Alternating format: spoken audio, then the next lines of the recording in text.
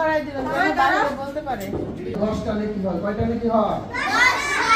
10টা নেকি হয়। এই নেকি দিয়ে কি হবে জানো তোমরা? আমরা যখন দুনিয়া থেকে চলে যাব, আল্লাহ তাআলা যখন আমাদেরকে চিরদিনের জন্য নিয়ে যাবে, তখন জান্নাতে আমাদেরকে অনেক মজা দিবে।